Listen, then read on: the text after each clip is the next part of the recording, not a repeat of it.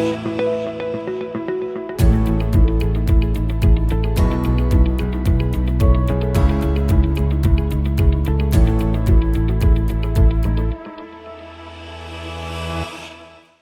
안녕하세요.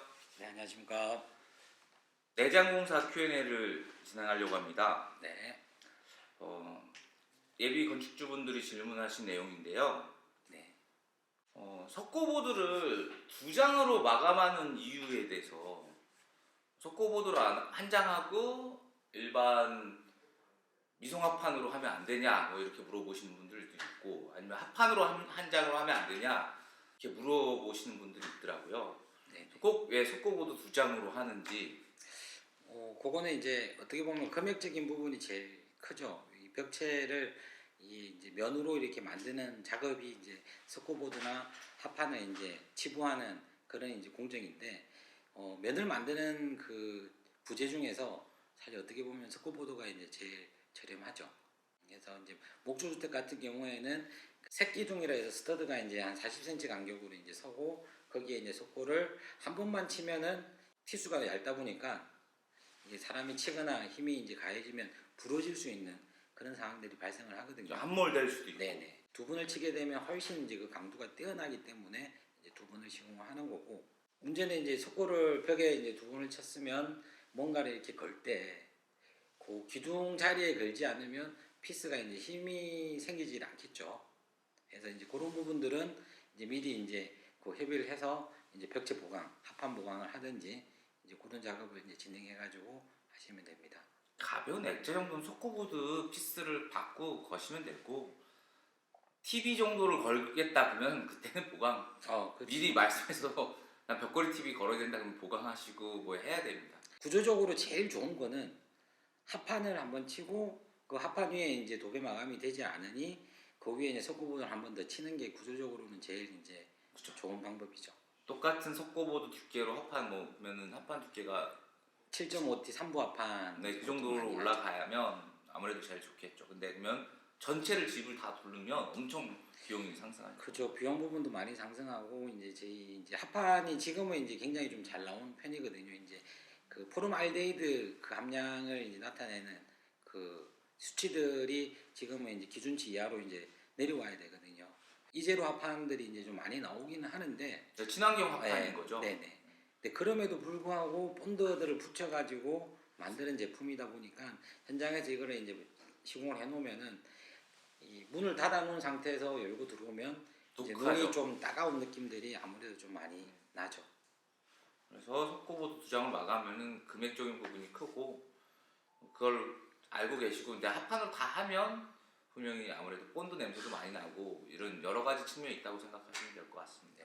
못을 달기 어려운 부분 문제점은 그런 걸로 해결하시면 된다고 생각하시면 되고, 생각보다 벽에 엄청 많이 거는 것보다 액자 같은 거 걸 때는 또 위에 레일 같은 것도 달 수 있잖아요. 네네.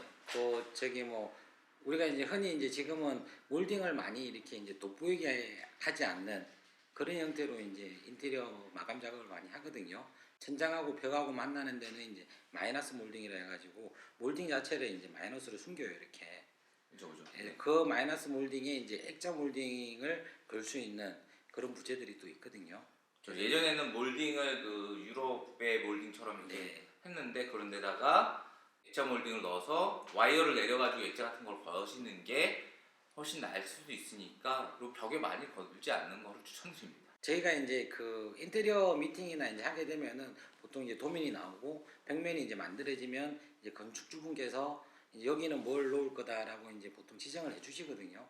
그러면 이제 거기서 이제 우리 인테리어 하시는 분이 벽체 보강 작업을 이제 도면에 표시를 해놔요. 그러면 거기는 합판을 이제 그런 부분들이 걸릴 수 있도록 일부 이제 보강 작업을 진행을 하죠. 그런 식으로도 많이 얘기를 하고요. 그럼 내장공사에서 마감을 이제 보통 벽지로 많이 하잖아요. 페인트 마감을 많이 안 하는 이유가 있나요? 제일 큰 이유는 비용 부분이고요.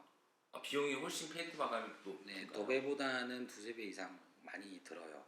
왜냐면 도배는 석고 위에다가 면 작업만 해가지고 마감 도배질을 이제 시공하면 끝인데, 벽에다가 이제 페인팅 작업을 하게 되면은 석고 위에다가 이제 올바데 작업을 다 잡아야 되거든 사람이. 그래서 이제 그런 시간들 페인트 바르는 거는 뭐 별 큰 문제는 안 되는데 그 바르기 전까지 밑작업 공정들이 굉장히 시간이 많이 걸려요. 그런 부분들은 거의 한 도배를 하는 것보다는 한 두세 배 이상 금액이 이제 상승하는 요인이고, 또 하나는 도배지는 문제가 생기면 찢기거나 하면 이제 부분 보수가 되는데, 도장 같은 경우에는 부분 보수를 하면은 표시가 많이 나요. 그래서 그 벽면 전체를 다시 이제 페인팅을 해야 되는 그런 상황이 이제 생길 수도 있는 거고, 또 하나는 처음에 이제 시공해놨을 때는 크게 문제가 되진 않는데, 이게 이제 우리 집이 이제 목조주택이다 보니까 이 나무의 이제 수축에 의해서 석고보드가 조금 움직일 수가 있는 거죠. 그러면 뚫림이나 이런 네. 거에 표시가 날 수 있군요. 그런 부분들이 미세하게 이제 표시가 나는 거죠. 그건 뭐 목조 주택뿐만이 아니라 그 콘크리트 주택도 마찬가지로 콘크리트 면에다가 석고를 바로 치고 하지 않고 요즘에는 다 이제 일반 한치 각재 나무로 이렇게 상작업을 해서 거기다가 이제 석고를 이렇게 치거든요.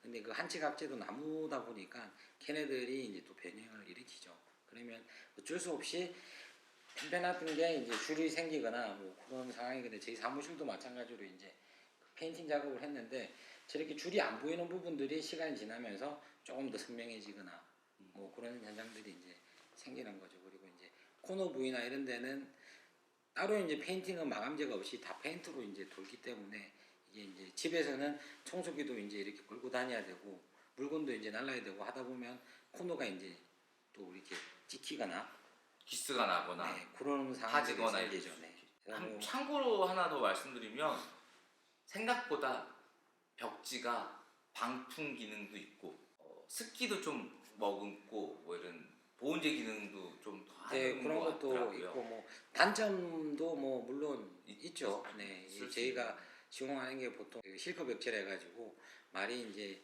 실크지 비닐 위에다가 쉽게 말해서 종이를 이렇게 붙여놓은 그런 제품이거든요. 거꾸로 이제 다 발라버리면 뭐 숨을 못 쉰다 집이 뭐 그런 얘기들도 이제 나오고요. 조금 그 가장 장단점이 있는데 페인트가 해외에서는 페인트를 많이 바르잖아요. 근데 올바다를 안 하더라고요 잘. 네, 그게 이상하게 우리나라에서는 이제 깔끔한 걸 좋아하다 보니까 저희도 이제 해외에 가서 보면은 뭐 벽체 자체가 그냥 페인트 마감이 도배 마감보다 더 싸게 이렇게 작업들을 해놔요. 네, 그냥 발라서 저기 크랙이랑 뭐 아까 한국에선 상상하지 못하는 부분이 있는데, 그러니까 이 사진이나 카메라 찍었을 때는 영상으로 찍을 때는 표시가 안 나는데 그래, 눈으로 보면 벽이 너무 지저분한 거예요. 근데 사진을 찍으면 티가 안 나는 거예요. 근데 눈으로 보면 그게 티가 나는데 이제 건축주분들이 해외에서 내가 본 사진이나 리뷰 뭐 잡지에서 봤던 거는 페인트 마감이 너무 좋더라. 왜 이거를 이렇게 안 해주냐? 근데 한국에서 그렇게 해놓으면 다 하자가 그죠. 그래서 하자가 막 아닌데 건축주분들이 하자라고. 막 욕을 할 거예요. 그 잡지랑 틀리다. 라고 하셔서 한국에서는 그걸 할 수가 없습니다, 솔직히. 그래서 이거를 꼭 이 영상에 담고 싶었어요. 이 페인트로 하고 싶은데 비용이 한국에서 그렇게 할 수가 없기 때문에. 그래서 이제 제일 좋은 방법은 건축주님들도 이제 그런 요구 사항들이 많이 많으시거든요. 페인트로 하게 되면은 장점이 되게 많은 게 몰딩 처리를 안 해도 돼요.